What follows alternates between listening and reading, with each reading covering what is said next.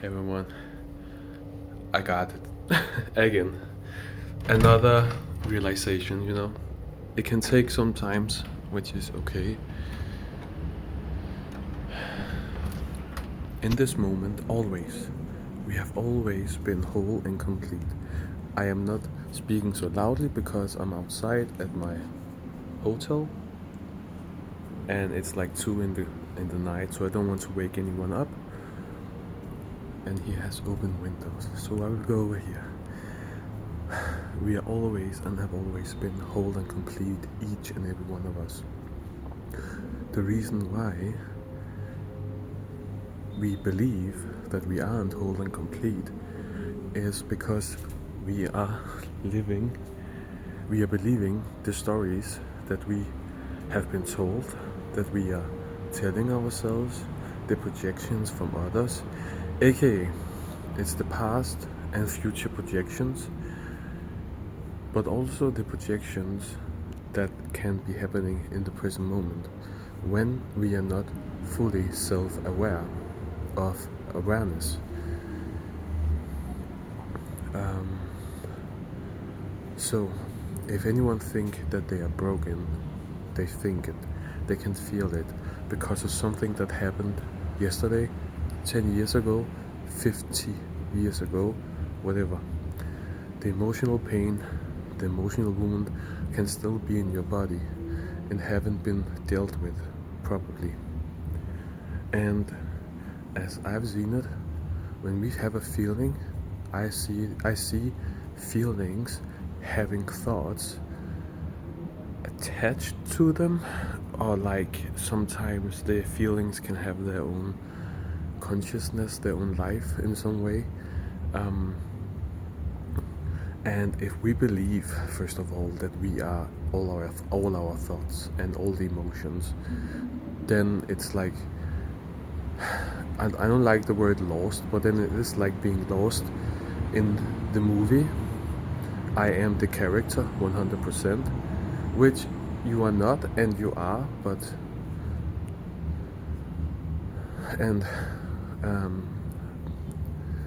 then there's like the future projections,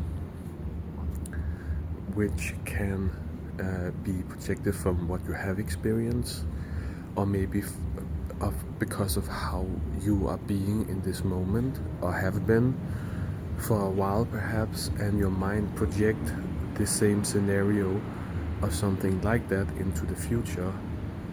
And people who are in worry and fear and anxiety, a lot, I don't know if maybe some people still are in that, but they can go and be afraid of something that may never happen, and they can go and be afraid of it for a long period of time. In the present moment is where we are, always, always, always. You are here and right now. And when I say you, I say the observer. Like, I don't know if I try to come up with another name. You are looking at me right now, and I'm looking at you in the present moment in the video. So not present, but the one you are connecting to right now. I am present right now with this video. Okay? You're not connected to who I think I am, so to speak. You're not. I'm doing my best to try to explain here.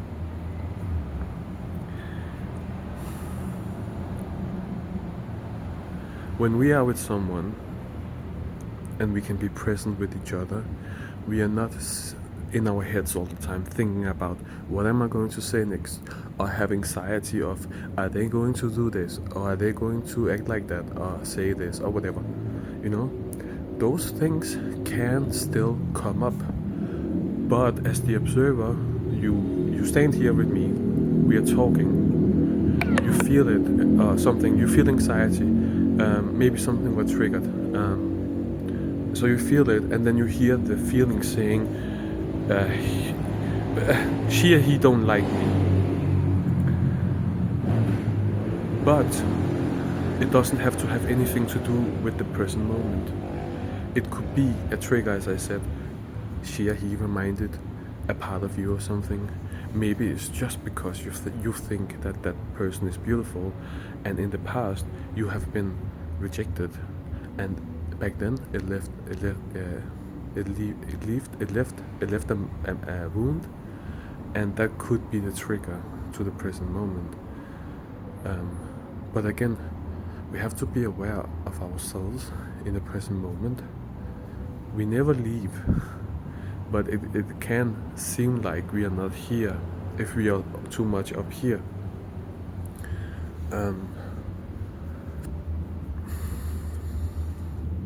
So yeah, I want to end the video with that.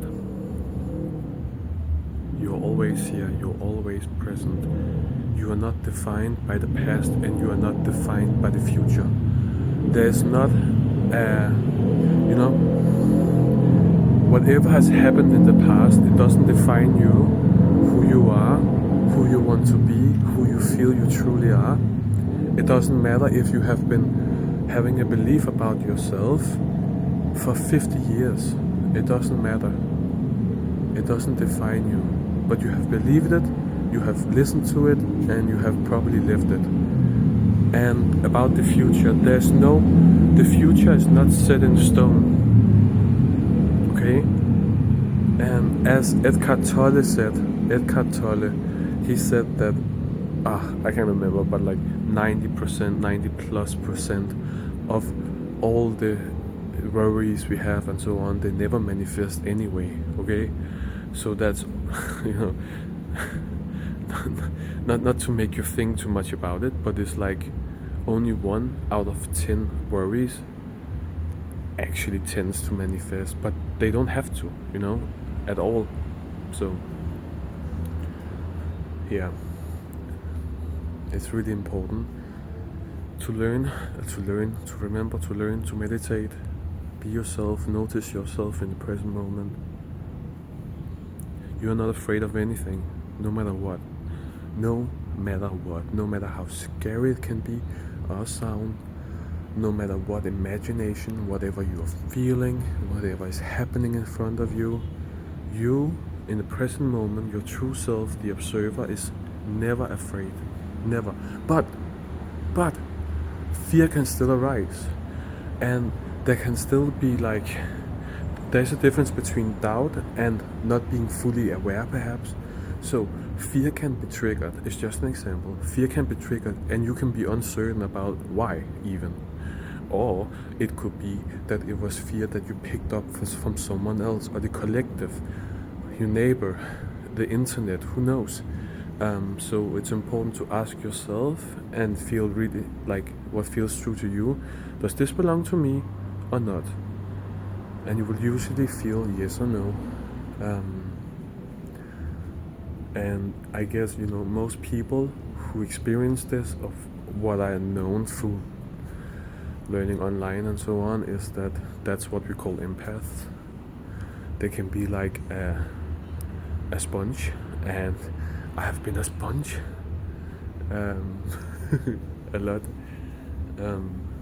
and I'm still learning to ground myself even more. I have been more than ever dedicated to grounding myself and fully being here the last 2 years. Just quick because before that, it took I had my spiritual awakening, then I had 1 or 2 years where I was totally dedicated to spirituality, just learning everything, and then I had one day where I was where I saw the word enlightenment and what it meant, and I was ready to go all in, I was ready to sacrifice my body. I was ready to let go of all my dreams, all my desires. I was ready to let go of everything to realize this enlightenment, the ultimate freedom, as they say. And and then 1 year after, I guess I can't really remember, but 1 year after, I went to the park, and it was another day of just having this overthinking, thoughts going crazy, and it's just It's so draining and so tiring, you know. But I was dedicated in my own way. So whatever, I go down to this park and I sit there, hoping for something good will happen again, you know. And I sit there and these thoughts, you know, probably arguing with them and saying it's not true and stuff like that. But then I was like, hey, it's not me thinking those things. And then I heard in my left ear a whisper that said self-realization. So without getting confirmation, I think that was my self-realization moment. But it was not enlightenment. So what I said to myself right there is, because I'm not superficial, I don't want to be superficial. So I was like, it could be. Maybe I was self-realized there. I wasn't sure. Who can I compare with? You know, no one to compare with, really, you know? So,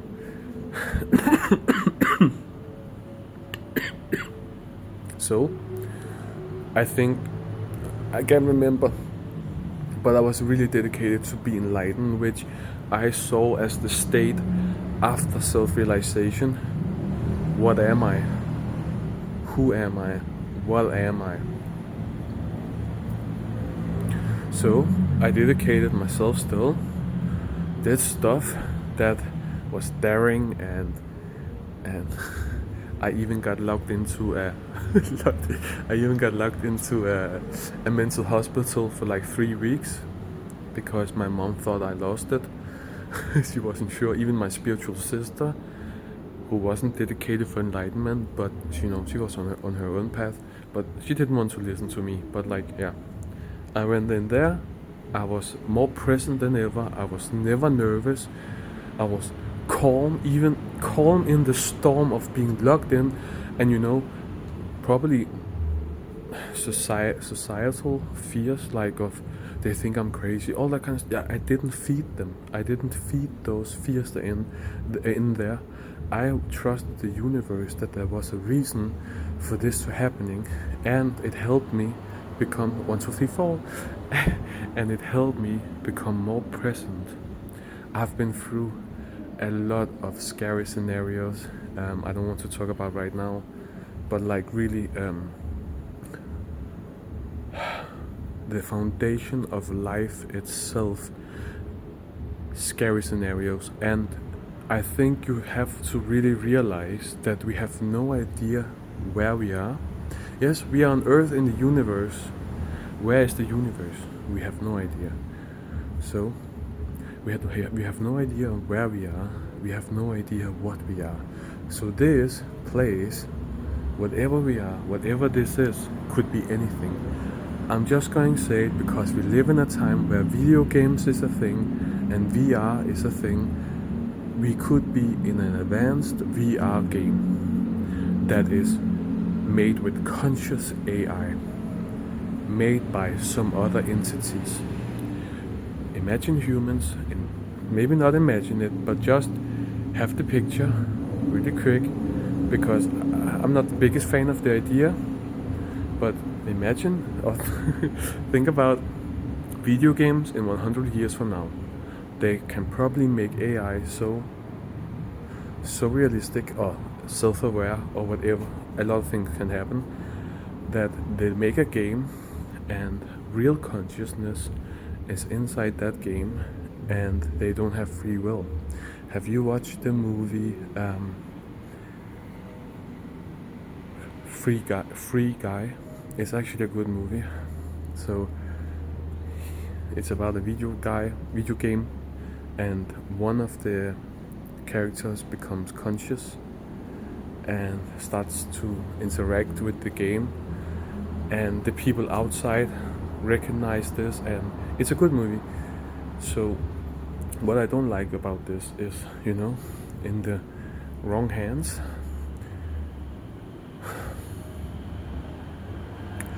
slaves, because I believe that it is possible, without truly knowing from experience in this life, that it is possible that consciousness, aka you and me, because we are all God, can probably be accessible and work through, like, let's say, a robot or a brain made of computer tech, you know, and that could be possible in a game. So imagine, I'm just going to say it, my ego don't like it right now, but I'm just going to say it. Imagine those people in real life, they think they are their thoughts and emotions, and they have no idea how to change it, and they don't think about changing it. It's just the way it is. That's how it can be in video games, you know? Yeah, so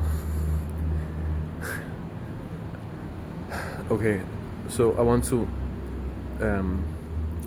just so you don't need to go through it, but it's your whatever. I can control your path, and I don't want to, but I just want to say that I would say that I have gone through some of the most frightening to the ego, okay, most frightening scenarios of what this place could be. So there's no need for you to go through it, because I came out on the other side. I'm still sane, 100% sane, and there's no need to fear reality. Like, again, it is not your present self that would be fearing it, but it could be a trigger, you know. And I just want to say to your ego, I guess, that there's no need to fear reality. Maybe there already are fears to deal with. It's probably pretty normal, you know. But there's no need to fear where we are. There's no need to fear it. Live your life. Live it. Back to the present one. Even if we were in a trapped reality, whatever, no one is stopping you either way from living a great life. So just fucking do it. Yes, I'm talking from a place of unconditional acceptance. Okay? We have no fucking idea where we are. Okay? And it's fine. There's nothing to do about it. I have tried. Maybe I don't know what whoever is watching this can do or will do or will receive of information, if it's even relevant, you know. I don't want to block anyone from anything, but yeah, that's just what I have found out. You know,